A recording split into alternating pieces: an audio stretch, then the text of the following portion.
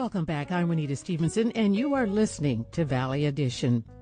California's budget problems have put a strain on all state departments, including local county courts. In this special report, Valley Public Radio's Gabriela Ornelas tells us how Fresno County residents may find getting to a courtroom much more difficult in the coming weeks. Fresno County covers nearly 6,000 square miles, from the mountains of the High Sierra to the rolling hills around Coalinga. For years, residents in the small rural communities of the county have come to rely on local branches of the Fresno County Superior Court to handle everything from traffic tickets to small trials. But a few weeks ago, the court announced it will close all 7 branch courts that are outside of the city of Fresno, thanks to steep budget cuts from the state. The move has both residents and judges like Gary Hoff concerned. We never wanted to leave those communities. We didn't plan on leaving those communities. We know our presence in the communities helps businesses there, helps people to accommodate their contacts with the court in a more timely and cost-efficient way for them. Unfortunately, we just don't have the resources to do that anymore. The Fresno Superior Court must absorb more than $26 million in cuts in the upcoming fiscal year, which begins July 1st. Consolidating operations of the branch courts is estimated to save around $480,000, while also saving the state more than $400,000 in state facility funding and $1 million in security funds. Residents in communities like Coalinga, Firebog, Reedley, Sanger, Selma, Clovis, and Keensburg will have to make the drive to downtown Fresno once their local courthouses have closed. As city manager of Coalinga, Darrell Pyle explains, the consolidation will become a hassle, more than an efficient cost-saving measure. After time passes and they evaluate the impacts of closing the courts, they will not have saved as much money as they anticipated, and they will create more problems than they solved. Demands on public transportation are going to increase, and caseloads are going to pile up on those judges' desks, and they're going to have to come up with a new solution to solve those problems. For Coalinga residents, that means an hour-and-a-half drive to the county courthouse in downtown Fresno, both ways. Even county supervisors are upset over the closure. The board voted last week to send a letter of protest to the court over the matter. Supervisor Judy Case, who represents communities from Reedley to Coalinga, says the issue is of great concern to her district. While it may seem efficient to close courts if you live in Fresno, for those living in the outlying areas, it's going to hurt our most vulnerable who are not able to get to the court system. For one, the public transportation system is not really geared to get people to court and get them back if you have to travel for 2 hours across the county. However, court officials say that residents will have other options. People have been able to pay for traffic tickets online and contest traffic citations by mail for some time now, but Judge Hoff says the court system is looking for more ways to use technology to save money and provide convenience for residents in rural communities who will be hurt most by the consolidation. Right now we're looking at ways of using technology such as maybe video or conference trials in traffic. We would have to get probably a grant. First, we'd have to get legal approval to do it, but we would also have to have money to have a system set up. While the increased use of technology could be helpful to citizens, Coalinga Mayor Ron Ramsey doesn't believe it's a solution to the problems the consolidation will bring to city residents. I think they should have done that before they start closing everything. I think you should have a plan intact before you actually cut something, before you know what's happening, because you don't know what the cuts are going to do to you. Judge Hoff says while it might be possible to reopen the branch courts if the financial situation were to change in the future, the present budget crisis makes it unlikely. Even with the consolidation, the Fresno Superior Court will still face a $5.4 million budget shortfall. As for now, I don't see the budget picture changing to the point where that's likely. We're looking at this year's budget picture, which is drastic, and I anticipate that next year is going to be worse. Financial pressures are facing not only the Fresno Superior Court, but are typical of the court systems in all California counties. As funding comes out of the state budget, the financial crisis is out of the court's control, and they will continue to be subject to budget pressures from Sacramento. Judge Hoff says that the issues with funding are affecting the operations of the judicial branch, which he fears will lead the public to lose faith in their system. But he doesn't see the situation changing anytime soon. Hopefully our justice partners are on board with us and will be able to staff the courts the way we are reconfiguring them. We think they are. and we'll just see how we're able to operate. And we may have to make further changes, but I don't think this is the last of the cuts. The Coalinga Courthouse is scheduled to close July 30th, along with courthouses in Firebog, Reedley, Sanger, and Selma. The courthouses in Clovis and Kingsburg will close August 6th. With Valley Public Radio News, I'm Gabriella Ornelas. And welcome back. I'm Juanita Stevenson. Joining us now to further discuss this issue is Rene Turner-Sample. She is an attorney with Cornwell and Sample Attorneys at Law. She is also a professor at San Joaquin College of Law and president of Central California Trial Lawyers Association. Thank you so much, Ms. Sample, for joining us this morning. Good morning, Juanita, and thank you very much for doing a program on this issue. Do you think people have any idea what kind of impact this is going to have? No, I think that people don't fully understand the importance of the court system until they need it. Right. Or they may be thinking, when you look at these 7 courthouses closing outside of the city of Fresno, that it's not going to have that big of an impact, or it won't impact people downtown Fresno County. That's right. If you're in those outlying areas, I think they know the impact. But if you're in Fresno, you think, well, I use the Fresno courthouse.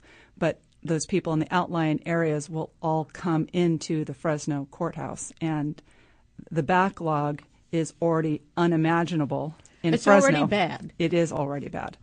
But people don't see that until they need it. Now, I understand that a group of you were in Sacramento trying to get lawmakers' attention when it comes to this, to let them know what kind of impact this is going to have. Yes, there was about 400 plaintiffs' lawyers, and we're the lawyers that represent the people that have been injured and suffered losses. And so it's our organization that tries to speak on behalf of the consumers. And so it was on Justice Day, and we all went up to Sacramento and we pled the case of the courts. And I will say that everyone was sympathetic, but the best they hoped for was no further cuts, but even that's unlikely. But, well, you know, when you look at how much the state is really saving on this, if I can get the figures right and recall, it was $400,000 in state facility funding and maybe $1 million in security funds. That doesn't sound like a lot of money when you come to a total budget. It doesn't. When there are so few areas that don't have mandated amounts that require to be funded, they start cutting where they can, it's unusual that this is, a branch of the government that they actually take away. And this is the branch of the government that is supposed to be accessible to the public. And they're taking away that access. They're not only closing those courthouses, but when people talk about whether or not there are going to be other ramifications or impacts, I understand the employees are having to take a 10% pay cut. Yes, they are. And that's all employees, Fresno County Superior Court employees? Yes, and what this means is that the courts are they have such a huge caseload. And what they're doing now is they're bringing more work in, giving their workers less pay, and require them to do more in the hours that they're there. Thankfully, in Fresno, I think we are really blessed with particularly our judges and our DAs and our public defenders that are there for heart rather than money. But it's an unbelievable burden on the system, the interpreters, the court staff. The paperwork is... Well, the DA's office, they've already struggled with budget cuts, and that's from the county. We don't want to get this confused for people to understand that Fresno Superior Court is, even though it says Fresno County Superior Court, it is a state-funded agency. That's correct. Okay. And it's my understanding, even after the cuts, there's still going to be a huge deficit. So it's just to take out this $1 million or to make these cuts and to close 7 courthouses to save $1 million, when in the end you're still going to have this massive deficit. And I think that everybody agrees you're going to have to eventually restore court services to those areas, because there will be so many people that don't have access to the court.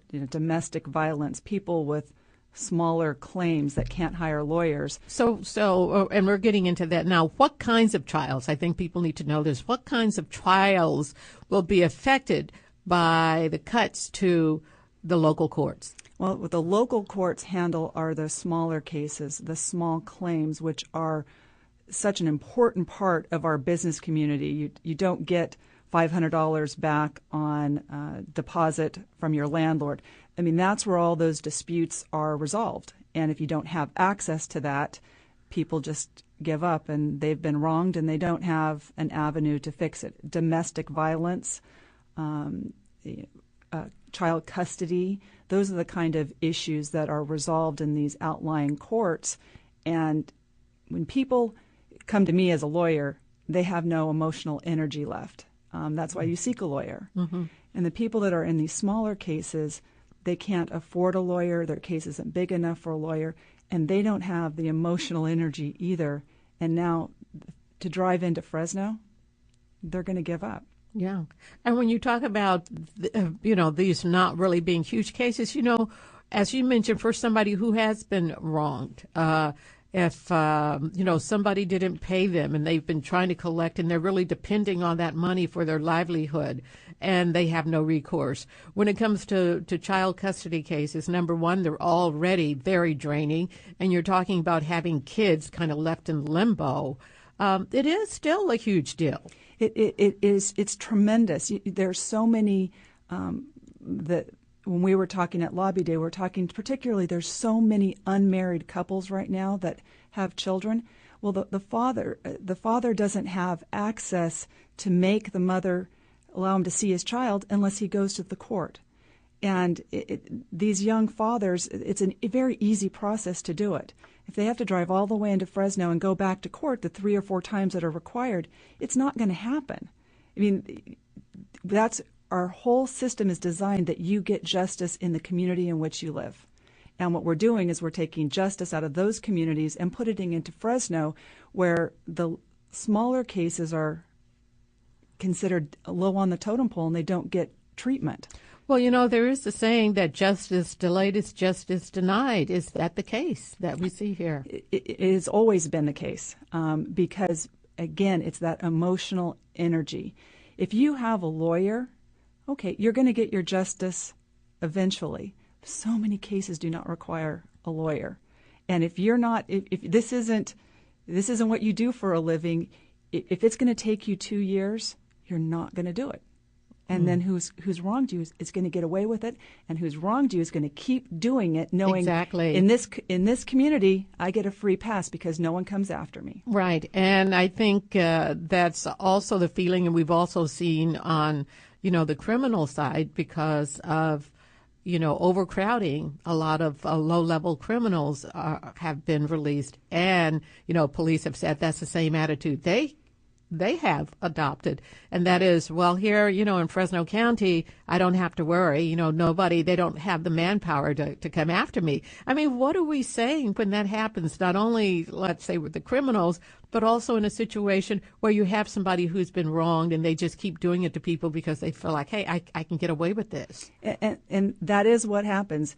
Notice how nobody in Fresno cared that much about the cuts until they had their car stolen. Exactly. It's the same way that's going to happen in these outlying areas. Nobody's going to care that much until their auto shop starts, cheating them. Their landlords start keeping their deposit, knowing no one can come after them. I mean, we eventually will have to restore justice, and it's going to cost more then than it would be now. But and the politicians are being short-sighted here. I'm not sure I know the answer to the budget, but when you say they're going to eventually have to restore these, what are you trying to say there? Well, I mean, eventually these courts are going to be back up and running. I mean, you cannot deny justice to these outlying areas, and so we know it's going to eventually come back, but that's just going to be on another set of politicians' shoulders. I mean, it's just what happens in businesses all the time, that someone's going to make budget cuts to save.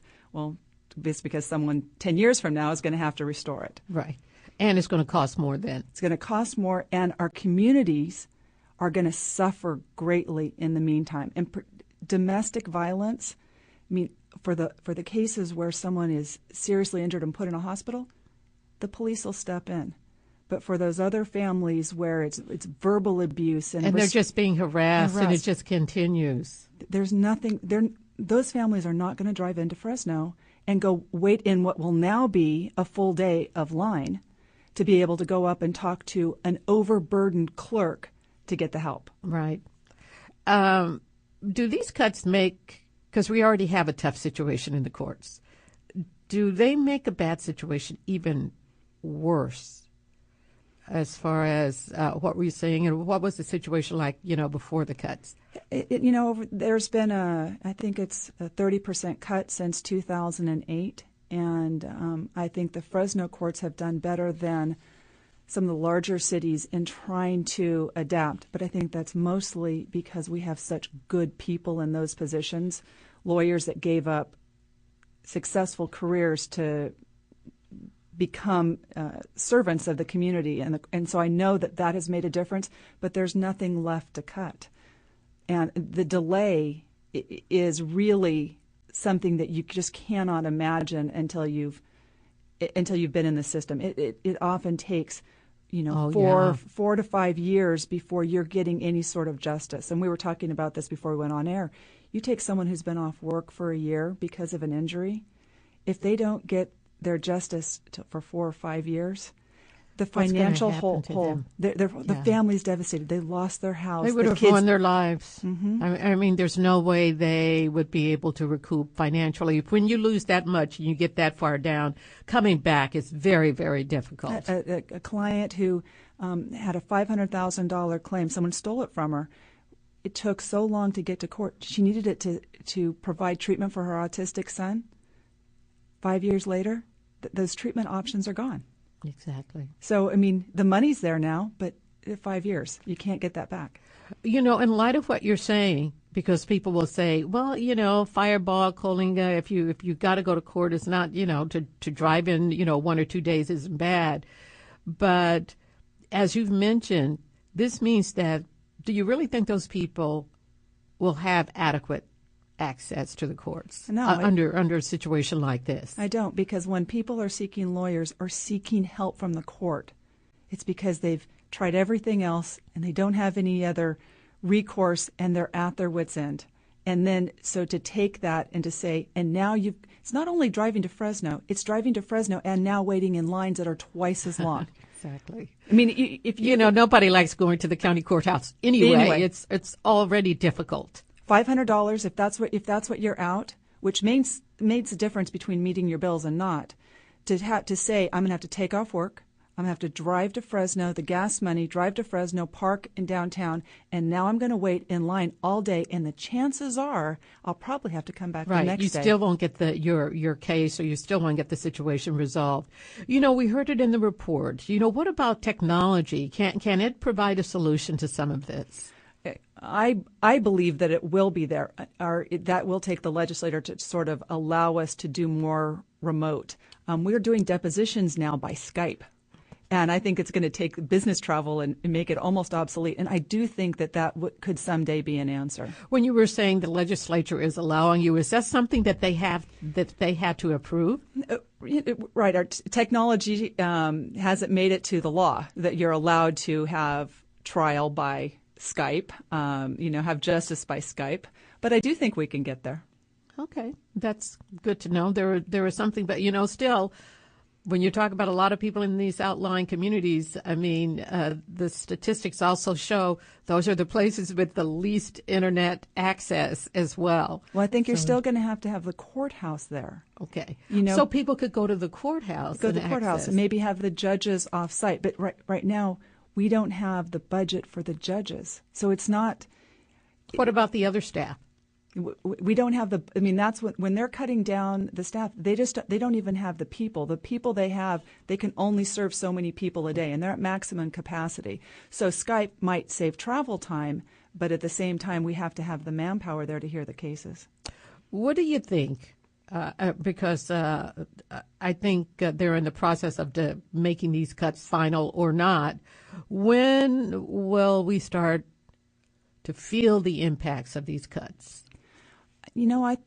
My best estimate is probably based on what you were just talking about with the car thefts. I think we'll start feeling it in about a year. The people that it happens to one by one will feel it immediately, but within a year, we'll all start knowing someone that had justice denied. What are your colleagues saying about these cuts?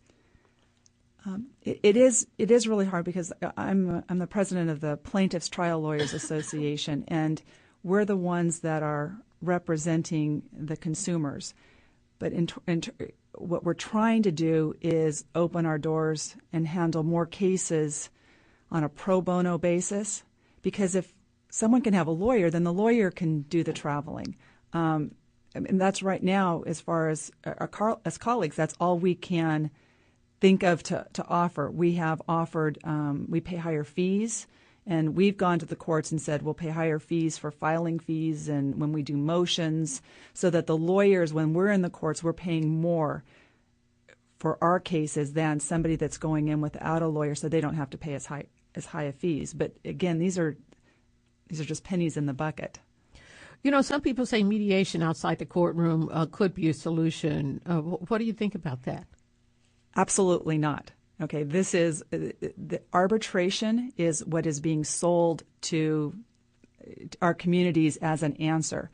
Arbitration is more expensive. It costs to have an arbitrator is $500 to $2,000 an hour. Wow. So when you sign on a credit card and you agree to go to arbitration, you need to be aware what happens is then the arbitrator, who's beholden to the insurance company or the credit card company, they're the ones that are deciding your case. And in order to have your case heard, you're going to have to pay your part of those fees. So what is that again? Justice denied. And so when you say you're going to have to pay a part of those fees, you not only have the fees, but you would probably have to hire an attorney as well. Oh, yes. If your case is small enough, you might want to try to handle it on your own.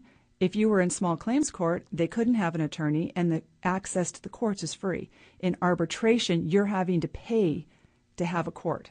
It is. The studies are not disputed. Arbitration is business friendly only, and that's why it's supported so heavily by the Chamber of Commerce. It's a way to make sure that consumers don't even have an avenue to redress the wrongs. Wow. So you think how were you all met by legislators when you did go? You know what? We were met very sympathetically. I don't think there was anyone who's talked to someone about the court system for more than 5 minutes that doesn't fully believe that the courts are underfunded and that it's denying justice.